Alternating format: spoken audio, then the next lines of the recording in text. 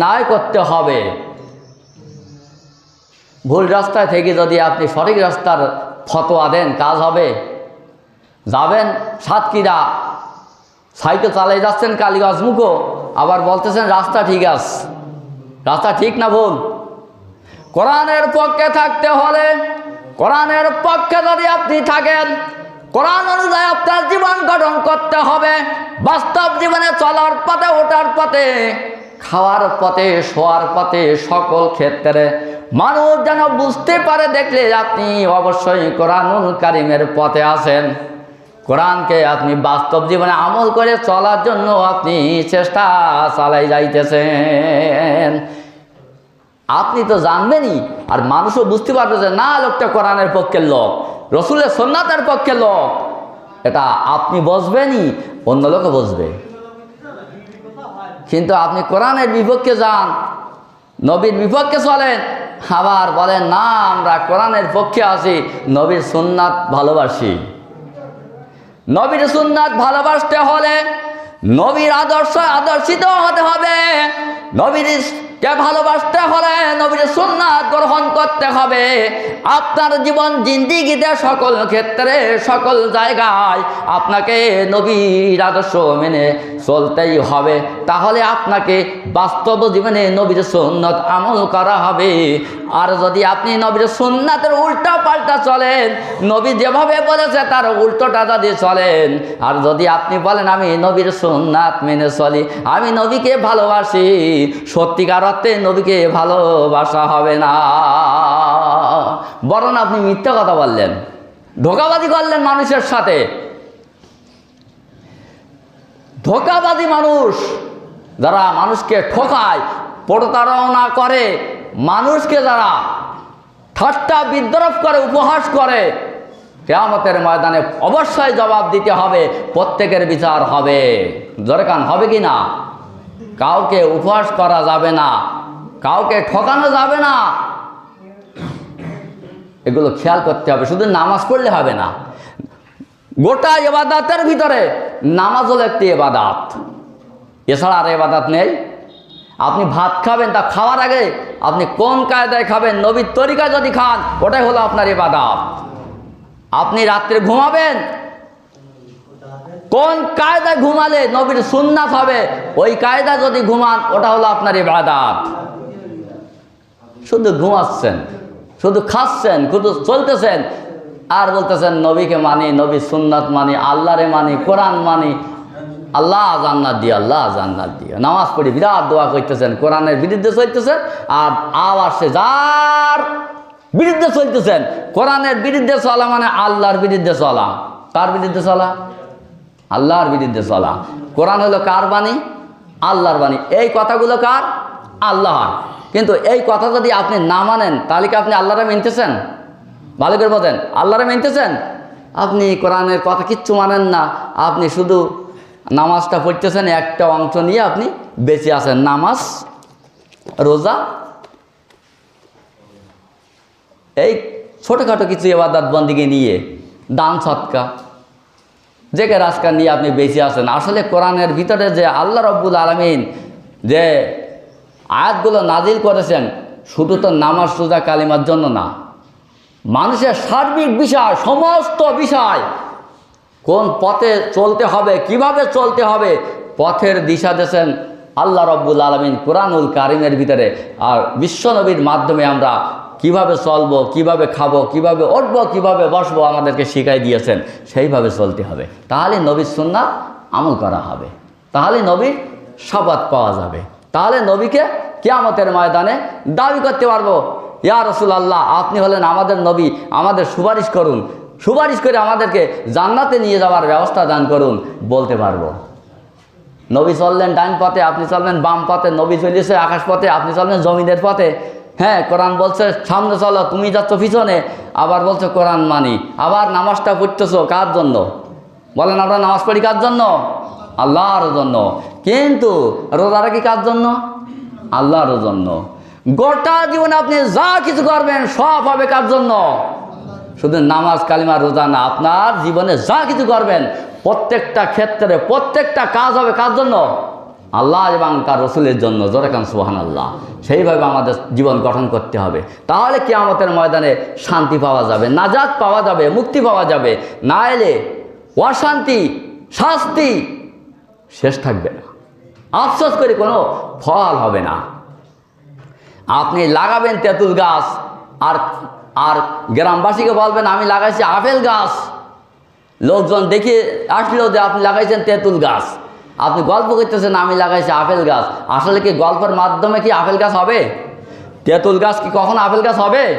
আর ওই গাছে যে ফল হবে, আপনি যদি নিয়ত করেন, তাহাজ্জুদের নামাজ পড়েন, পড়ে যদি দোয়া করেন আল্লাহ আমার তেঁতুল গাছে আপেল দিও, তেঁতুল গাছে এবছর আপেল দিও, প্রাণ ভরে খাবো, তাহলে আপনার তেঁতুল গাছে আল্লাহ ইচ্ছা করলে আপেল দিতে পারে।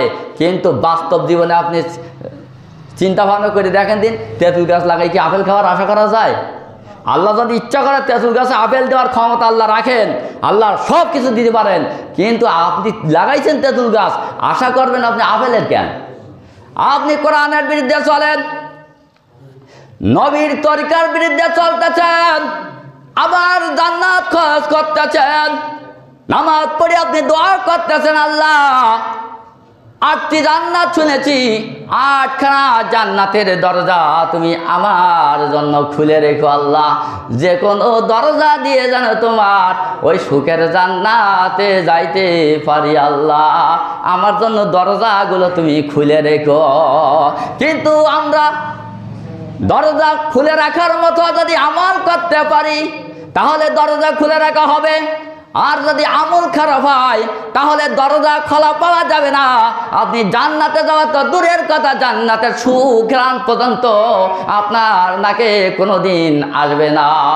শুধু দেখবেন আফসোস করবেন, জান্নাতীরা ফল ফলাদি খাবে, পানি খাবে, জান্নাতি নাজ নিয়ামত উপভোগ করবে, আর জাহান্নামবাসীরা ওই জানলার ফাঁক দিয়ে উকি দিয়ে দেখবে।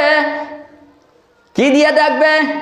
উকি মেরে দেখবে জান্নাতীরা এত খাদ্য খাইতেছে আর খাইতে চায় না, খাওয়া দাওয়াগুলো সব ফেরেশতাকে বলতেছেন, ও ফেরেশতারা এই সমস্ত খাদ্য পানি ফল ফলাদিগুলো নিয়ে যাও, আমরা আর খেতে পাচ্ছি না, আমাদের ভিতরে আর ঢোকে না, আমাদের ক্ষুধা দমন হয়ে গেছে, আর লাগবে না, এগুলো ফিরাই নিয়ে যাও।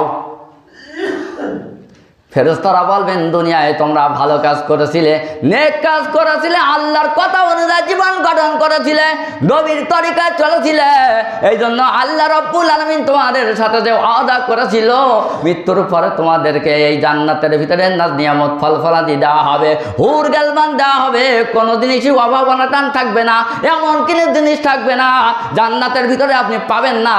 আল্লাহর কাছে চাবেন আল্লাহ আমার এই জিনিসটা দাও, এরকম বলা লাগবে না, মনে মনে ধারণা করার সাথে সাথে ওই জিনিসটা আপনার কাছে পৌঁছাই যাবে। জোরে কান মারহাবা। আল্লাহ রাব্বুল আলামিন বলেন জান্নাতের ভিতরে আমি কলা গাছ রাখবো, জান্নাতের ভিতরে ডালিম গাছ রাখবো, জান্নাতের ভিতরে বিভিন্ন ফল ফলাদি থাকবে, দুনিয়ার ফল ফলাদির মতন অনেক কিছু থাকবে, ডাব থাকবে, ডালিম থাকবে, কলা থাকবে, কুল থাকবে। এইগুলো দেখে আপনি বলবেন আল্লাহ এত কষ্ট করলাম দুনিয়ার জীবনে জান্নাতের ভিতরে ভালো ফল ফলাদি খাওয়ার জন্য, এখন দেখতেছি ওই যে কুল খাইতাম দুনিয়ায় সেই কুল তো দেখা যাচ্ছে, ও আল্লাহ যে কলা খাইতাম সেই কলাই তো দেখতেছি এখানে, যে ডাব দেখেছিলাম দুনিয়া সেই ডাব তো দেখতেছি এখানে, ও আল্লাহ যে আঙ্গুর খেয়েছিলাম দুনিয়ায় এই আঙ্গুর তো এখনো দেখা যাচ্ছে। তাহলে আর জান্নাতের ভিতরে কি হইল? দেখতে একই রকম হবে বটে, কিন্তু স্বাদ হবে ভিন্ন। জোরে কান মারহাবা। একটা ফলের ভিতরে 1 প্রকার স্বাদ থাকবে না, একটা ফলের ভিতরে 70 প্রকার স্বাদ থাকবে। জোরে কান সুবহানাল্লাহ। একটা আপেল খাবেন, আপেলের ভিতরে 70 প্রকার স্বাদ পেয়ে যাবেন। জান্নাতের ভিতরে একটা কুল খাবেন, কুলের ভিতরে 70 প্রকার স্বাদ পেয়ে যাবেন। জান্নাতের ভিতরে যে কুল থাকবে এই কুলের ভিতরে কোনো আটি থাকবে না, বিচিবিহীন কুল খাওয়া যাবে। জোরে কান আল্লাহু আকবার। কুল গাছ থাকবে বটে, কিন্তু কুলের কোনো কাটা থাকবে না গাছে, আপনাকে কুল পাড়তে কষ্ট হবে না। কুল খাওয়ার চিন্তা ভাবনা করিলে কুল গাছের ডালটা এসে আপনার সামনে পড়বে, আপনি ওখান থেকে অনায়াসে কুল ছিঁড়ে খাইতে পারবেন। ওই কুলের ভিতরে কোনো আটি থাকবে না। আল্লাহ রাব্বুল আলামিনের হাবিব বলেন জান্নাতের ভিতরে যে সমস্ত নাজ নিয়ামত দেওয়া হবে, কলা গাছ থাকবে, কলা গাছের গোড়া থাকবে উপর দিকে, ধরে কোন দিকে? দুনিয়ায় থাকে নিচের দিকে, কলার কাঁদি থাকে উপর দিকে। আর জান্নাতের ভিতরে কলা গাছের গোড়া থাকবে উপর দিকে, আর কাঁদি থাকবে নিচের দিকে। জোরে কান আল্লাহু আকবার। যখন আপনি হাত দেবেন সাথে সাথে কলা পেকে যাবে, কাঁচা কলা থাকবে না, সাথে সাথে পেকে যাবে। আপনার মনে যা চাইবে আপনি তাই খাইতে পারবেন। ওখানে কোনো জিনিসের অভাব অনাটন থাকবে না, রোগ শোক বিপদ মুসিবত কোনো দিন স্পর্শ করবে না, নাকে মুখে কখনো সর্দি আসবে না, কাশি থাকবে না, কোনো ব্যাধি ব্যায়াম জান্নাতের ভিতরে থাকবে না। সুখে শান্তিতে জীবনযাপন করবেন। এত সুন্দর সুখ দেখে আপনি চিন্তা করবেন, দুনিয়ার জীবনে যদি আল্লাহ তোমার কোরআনটা যদি সম্পূর্ণ কোরআন যদি মেনে চলতাম, তোমার কথাগুলো মেনে চলতাম, আল্লাহ জান্নাতের ভিতরে এত সুন্দর নাজ নিয়ামত, এর চাইতে আরো বেশি নাজ নিয়ামত ভোগ করতে পারতাম।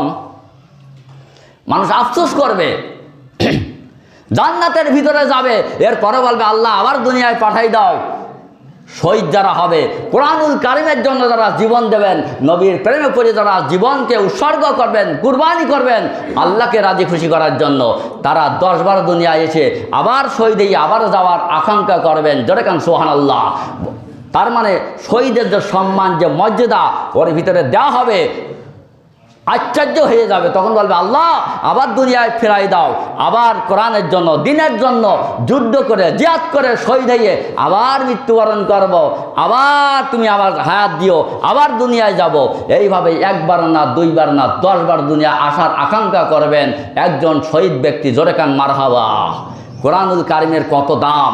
এই কোরআন মানলে আপনার সম্মান, কোরআন মানবেন না আপনার অসম্মান, লাঞ্ছিত, অপমানিত, পদদলিত শেষ থাকবে না। কোরআনের বিরুদ্ধে যাওয়ার ক্ষমতা কারোর নাই। যে যতই বড় বাহাদুর হোক না কেন, কোরআনুল কারিমের বিরুদ্ধে যাওয়ার ক্ষমতা, যদি কোনো ব্যক্তি বলে আমি কোরআন মানি না, ঈমান থাকবে না, কিচ্ছু করা লাগবে না, শুধু বলে কোরআন মানি না। ধুর, কোরআন কি, কোরআন কি। অনেক নেতারা বলতেছে এখন কোরআনের আর দাম যাচ্ছে না। হে, কোরআন যেন মনে হচ্ছে কি একটা হয়ে গেছে, মানে দুনিয়ার স্বার্থের জন্য, দুনিয়ার ক্ষমতার লোভের লালসার কারণে কোরআনকে ভুলে যাচ্ছে, আল্লাহকে ভুলে যাচ্ছে, নবীকে ভুলে যাচ্ছে, সামান্য 3 দিন ক্ষমতায় থাকার জন্য। আপনার ক্ষমতা 1-2 ব্যাপার। আপনি ক্ষমতার চেয়ারে বসতে পারেন, নাও পারেন, আপনাকে সুযোগ দেওয়া হতেও পারে, নাও হতে পারে। আপনি এমপি হবেন, চেয়ারে বসার সুযোগ আপনার নাও হতে পারে। জোরে কান ঠিক কিনা? এই জন্য যে কাজটা করতে হবে, অবশ্যই আল্লাহ দেখছেন, শুনছেন, ফেরেশতারা লিখতেছেন। আপনি গোপনে কি করবেন না করবেন সব কিছু কিন্তু পরিষ্কার। এখানে কোনো চালাকি খাটবে না। যত করবার চালাকি, মৃত্যুর পরে কবরে গেলে বসবা ওর জ্বালাটা কি। এখন আপনি চালাকি করতে পারবেন, মরার পরে চালাকি করার সুযোগ আর থাকবে না। এই জন্য কোরআন সুন্নাহ বাদ দিয়ে কোনো কাজ করা যাবে না। মানুষের জ্ঞান দিয়েছে, বুদ্ধি বিবেক বিবেচনা করে আপনারা যে কাজটা করবেন হিসাব কিতাব করে করবেন। খবরদার যেন নিজের পায়ে নিজে কুড়ালের কোপ মারেন না, কোথায় যেন এরকম না হয়। সকল ক্ষেত্রে, শুধুমাত্র নামাজ, রোজা, হজ, যাকাত না, যতদিন বাঁচবেন আল্লাহ তাআলার নিয়ম নীতি অনুযায়ী চলার চেষ্টা করবেন এবং হিসাব করবেন এই জায়গায় যাচ্ছি, এখানে কি আল্লাহর পারমিশন আছে? এই কাজটা করছি, আল্লাহর পারমিশন আছে, নবীর পারমিশন আছে কি না, এটা আপনি আগে করার আগে চিন্তা করবেন। আমি একটা মানুষের চাওয়ালিতে একটা চড় মারবো, একটা পিটি থাপ্পড় মারবো, আপনি চিন্তা করবেন যে আমি লোকটারে আঘাত দিচ্ছি, এটা কি আসলে কাজটা ঠিক? আল্লাহ কি একটা মাজলুমের এইভাবে একটা মানুষকে মারার কি অধিকার আমার দিয়েছে? এই হুকুমটা কি আল্লাহ আমার দিয়েছে? নবীকে দিয়েছেন? অন্যায়ভাবে কাউকে প্রহার করার হুকুম কি দিয়েছেন? কাউকে গাল দেওয়ার হুকুম কি দিয়েছেন? কাউকে অপমানিত করার হুকুম কি আল্লাহ দিয়েছেন? এইগুলো আপনি চিন্তা করবেন, বিবেকের কাছে জিজ্ঞাসা করবেন। আপনার বিবেকই বলে দেবে, কোনো মুফতি লাগবে না, হুজুর লাগবে না, আপনার ব্রেন বলে দেবে, আপনার বিবেক বলে দেবে কাজটা ঠিক হচ্ছে না। সোজা হয়ে যাও। গরুরও আল্লাহর ইবাদত করে, ছাগলও ইবাদত করে, শুকরও ইবাদত করে, কুকুরও ইবাদত করে, একটা কুকুর মালিকের জন্য কান্নাকাটি করে। মালিক মারা গেলে যে ব্যক্তি কুকুর পুষেছে ওই মালিক যদি কুকুরটার ভালোভাবে খাদ্য দেয়, তার যদি তত্ত্বাবধান দেখাশোনা করে, মালিক যখন অসুস্থ হয়ে যায় ওই কুকুরটা পাশে থেকে যাচ্ছে না, ওর পাশে থাকে। মালিক যদি মারা যায় কুকুরের দুই চোখ দিয়ে টপ টপ করে পানি পড়ে। আপনার আমার পড়ে না? আপনি আমি মালিক চিনি নে।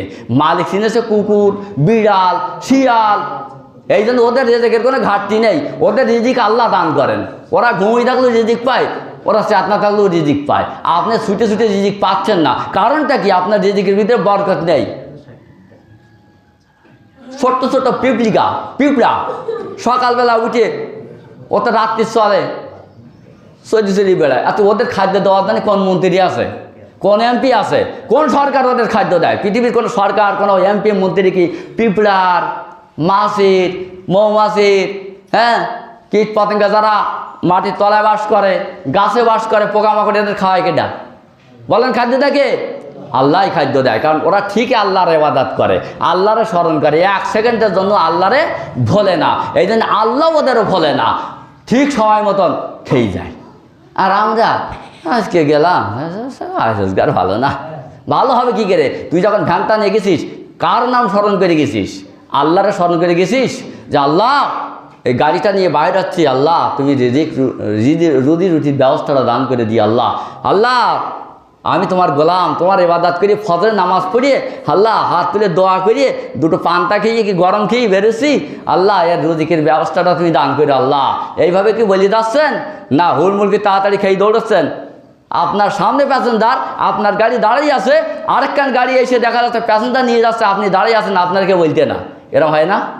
এ সারাদিন বসে দিয়েছে, ও আরেকজন গাড়ি চালায় আসতেছে, এই পার্টে কিছু লোক আসতেছে, মনে করতেছে লোক কটা আমারই তো উঠবেনি। ঠিক একটা গাড়ি এসেছে, এরা বলতে ভাই দাঁড়া আমরা যাবো। এ বসেই সারাদিন এর বললো না, ওরা বলতে ভাই যাবো। যদি বিশ্বাস নাই গাড়ি চালাতে শুনে দেখেন, এরকম ঘটনা ঘটে। কেন ঘটে? কারণ আছে। আল্লাহ সব দিক খেয়াল করে, আল্লাহ এদিক ওদিক করে না। আল্লাহ চোখ ব্যাকা না, আল্লাহ চোখ হলো সুদৃষ্টি, সবার দিকে সুদৃষ্টি দেয়। কেডা বিপদ আছে, কেডা মুসিবত আছে, কার কি দুর্দশা, কি অবস্থা, এটা আল্লাহ সবসময় দেখাশুনো করে। এই জন্য যা যেভাবে দেওয়ার দরকার আল্লাহ সেইভাবে দেয়। মানুষ হিসেবে আশরাফুল মাখলুকাত কাজগুলো যেন শ্রেষ্ঠর মতন হয়। আশরাফুল মাখলুকাত সৃষ্টির শ্রেষ্ঠ জীব, কাজটা যেন সেরকম হয়। সামনে আসে শুভ দিন, যেখান পারেন সেখান দিন, এরকম বলার কাজ না। হিসেব কৃত করে দেবেন, সৎ মানুষকে দেবেন, অসৎ মানুষের ধারে যাবেন না। অসৎ মানুষের ধারে গেলে যা খারাপ কাজ করবে আপনার যতদিন পর্যন্ত ওই কাজ করে যাবে অতদিন পর্যন্ত ফেলাক্সি লোড আপনার ওখানে যেতে থাকবে, গোনার পরিমাণ যাবে। ভালো জায়গায় মারবেন, যতদিন পর্যন্ত থাকবে ভালো কাজ করবে, ফেলাক্সি লোডের মতন আপনার আমল নামায় ঢুকবে। কোন দিকে যাবেন না যাবেন নিজেরা বুঝে নেন। কোরআন আছে যেখানে, আমরা থাকবো সেখানে। মুখে বললে হবে না, কাজ করে দেখাই দিতে হবে। আবার যদি মনে করেন কারোর দিলাম জুলুম অত্যাচার করতেছে, আল্লাহ আবার জুলুম থেকে বাঁচাও। একবার তো জুলুমের 15-16 বছর দোয়া করে আর পথ পায়নি, রাত্রে তো শোয়ারও জায়গা হয়নি। এরকম যেন না হয় কাউকে কোনো জায়গায় মেরে দিলি যেন এরকম শোয়া বন্ধ না হয়, জুলুম অত্যাচার যেন না হয়, সুদ যেন না হয়, চাঁদাবাজি যেন না হয়, নেককার মানুষ যেন হয়। তাকে ভোট দেবেন, তার সমর্থন করবেন, আপনি বেঁচে যাবেন। ও যা ভালো কাজ করবে অবশ্যই আপনার আমল নামায় একটা সব অংশ আপনি পেয়ে যাবেন, বাড়ি শুয়ে পড়ে ঘুমাইও পাবেন। আর যদি খারাপ মানুষের সমর্থন করে পাঠাই দেন, যত অপকর্ম কুকর্ম করবে আপনি বাড়ি খেয়ে না ডাকাইয়ে ঘুম দেবেন, সকালবেলা আপনার আমল নামায় ঠিক গোনার একটা অংশ আসতেই থাকবে। ভালো কাজে করিলে ভালোটা হবে, খারাপ কাজ সহযোগিতা করলে খারাপটা হবে। যারে আমরা ভালো মনে করবো তারও দেব, কিন্তু এমন কোনো জায়গায় দেবেন না যাতে কোরআন অবদস্ত হয়, আলেম ওলামায় অবদস্ত হয়, শরিয়াত অবদস্ত হয়। এরকম জায়গায় যেন মেরিয়ে এসে নামাজ পড়ে দোয়া করেন না, আল্লাহ ব্যস্ত দিও ব্যস্ত দিও। ব্যস্ত বলে কারণ মামুর বাড়ির জিনিস না, এই ব্যস্ত কোনো মামুর বাড়ির না। আপনারা ইচ্ছা করলেই দেবে তা না। জান্নাত দেওয়ার মালিককে বলেন, জান্নাত দেওয়ার মালিককে। মালিক যদি খুশি থাকে জান্নাত পাবেন, মালিক যদি বেজার থাকে জান্নাত পাবেন না।